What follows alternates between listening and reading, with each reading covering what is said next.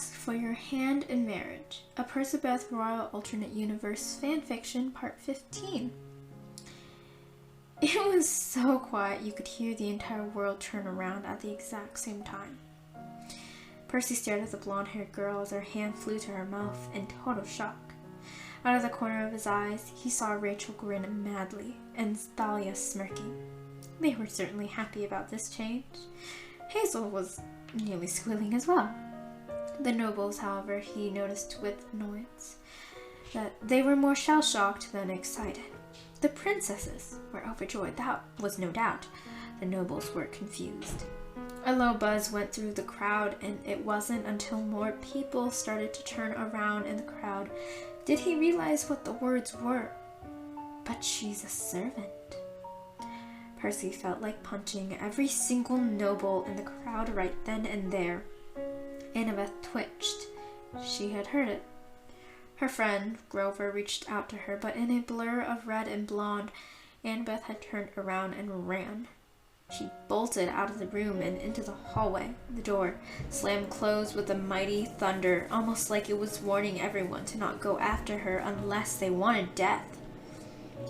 But Percy would happily face death for Annabeth, so he hopped off the stage, much to everyone's shocks, again, but with more not-so-hushed whispers going through the crowd, but he didn't really care.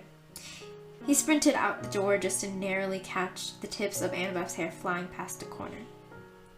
The sounds of her running was loud in the hallway, and Percy could just barely keep up with her. Finally, he saw her duck into her room, and Percy barely had the time to smile before he had to keep the door from closing and locking. He heard an aspirated sigh come from within. "Percy," Annabeth said weakly, something she definitely was not. Percy stepped in and then closed the door. Annabeth stepped back, much to Percy's petulance. "What are you doing here?" she asked. Her voice was so close to breaking. Percy smiled at her, trying to make it a little bit brighter. "I followed you," he said easily. He'd always follow her, no matter where, no matter when. "You need to go back," Annabeth said, motioning lightly. Percy snorted and shook his head. "No way," he said defiantly. "Not without you." Annabeth sighed. "Why would you do this?" she asked. "What are you trying to get out of? Rachel is nice. Rachel is sweet. What on earth are you doing?" she asked him. Percy raised an eyebrow, not even trying or able to hide the smile that came from his next words. "Well, I'm trying to marry you, but this is a little bit difficult," he said teasingly. A familiar eye roll and smile appeared on her face.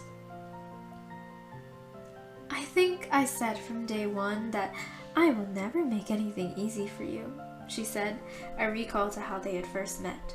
Percy nodded. He knew that fact very well and expected no less than a valiant fight from her. "That is very true," Percy admitted with a slight laugh. Annabeth sighed and stepped forward. She placed a hand on his cheek, and because she was so close, he could see the tears welling in her eyes. He frowned and attempted to swipe at them with his thumb. "You're an idiot," she said harshly. "A complete idiot." Percy huffed out a laugh. "I sure am," he admitted, "but not for this," he said. Annabeth flicked the side of his head. "Oh no, definitely this. Certainly. You are about to be a king and you pick a servant to wed. What on earth do you think your nobles will think? Your parents. They may not respect you. This is one of the most idiotic moves I have ever seen you do," she chastised him. Percy shrugged, uncaring about any of that. "No, you've always been a stickler for the rules, but I don't really care," Percy smirked. Annabeth rolled her eyes. "I'm gonna do it anyways," he said defiantly. Annabeth sighed deeply, but he could see the mirth in her eyes. "Good God," she muttered. "You are going to get killed one day." Percy laughed and hugged her around the waist, pulling her into his chest. Annabeth made a defiant noise and attempted to squirm away and out of his grasp. Percy only smiled and held her tighter in his arms. Never would he let go. You know I can't be queen. Official rules or social construct? You know what I mean! Annabeth sighed into his chest. I thought you were going to be good and choose Rachel, she said with a hint of bitter laughter. But apparently you want to be a seaweed brain to the very end and make things harder than they really have to be, she laughed. Her tone was fond, at least. Percy gave it a smile. Annabeth, Percy said softly, raking his hand through her hair. Wow, was her hair so soft and pretty. I'm not choosing you to be annoying, though. You will have to deal with it for the rest of your life if you say yes. Annabeth lifted her head and looked at him with a laugh. Nor am I choosing you just because it seems like an easy option, he said before Annabeth could even bring up that topic. I'm marrying you, or trying to at least, because I love you. I love you so much it's actually scary. A laugh accompanied his words. I don't know how I didn't realize it myself, but I guess I really am a seaweed brain. I fell in love with you so long ago, I can't even think of when. All I know is that I don't want anything but you. A queen that isn't you. You're like the brightest shining star of my life. It's only ever been you, Percy proclaimed. Annabeth laughed, and turned away from him. That was so cheesy. It was awful, she said dryly. But I cannot say that I'm not hopelessly in love with you too, Annabeth admitted. Percy felt like his face was about to burst from how widely he was smiling. Really? He asked.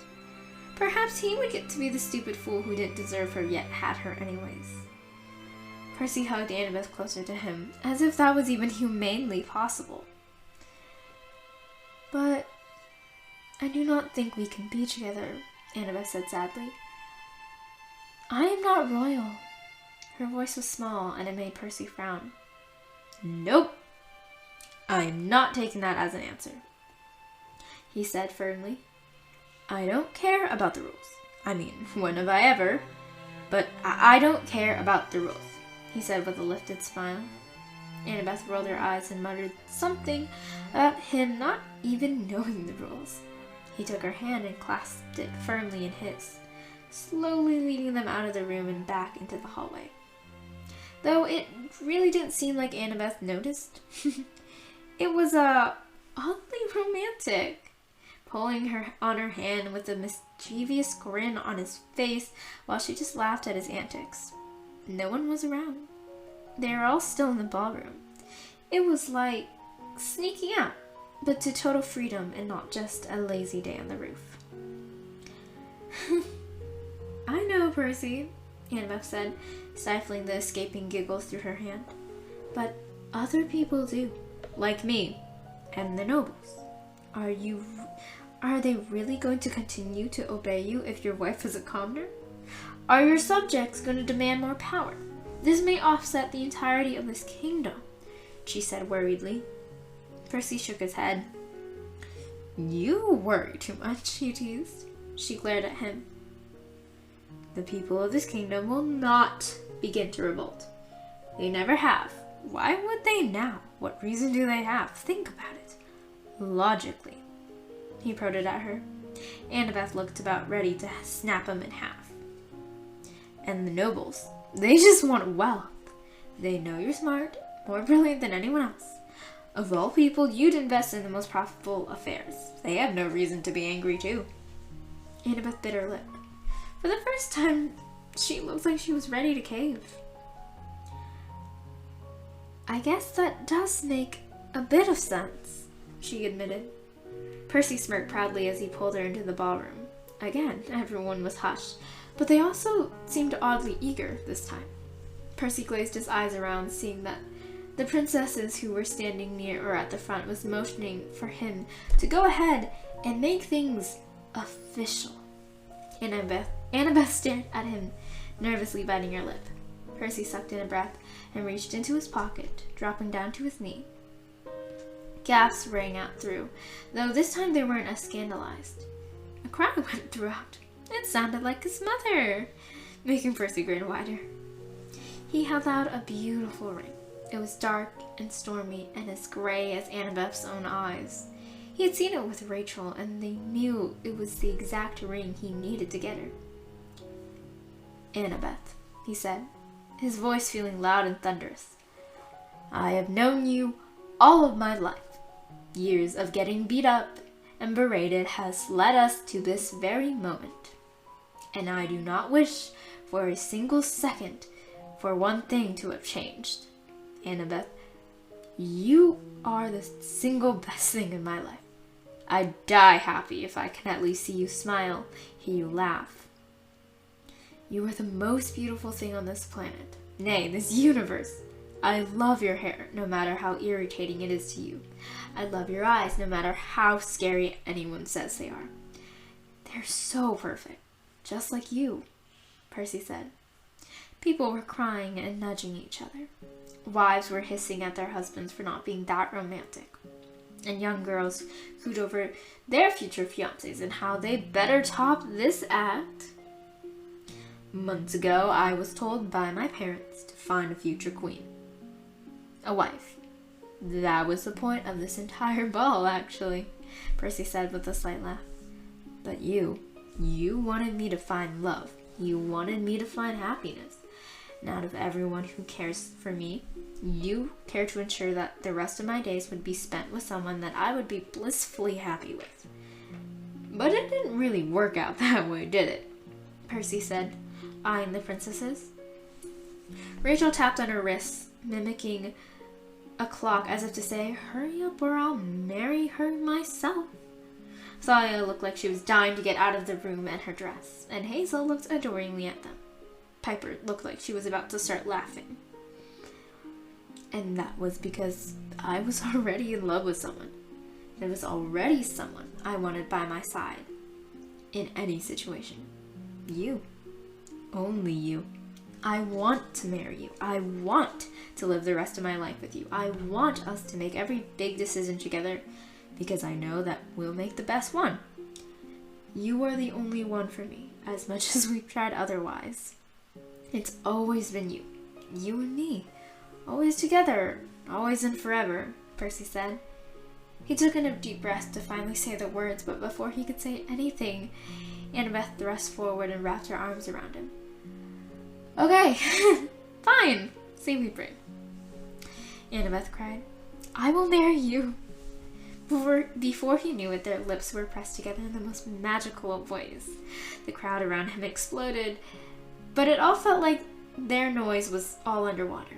All Percy could hear and see was Annabeth, and she was smiling back at him, eyes watering with tears he swiped away. Rules, he breathed out. Who needs some when I have you? Annabeth laughed at his cheesiness. You and me, huh?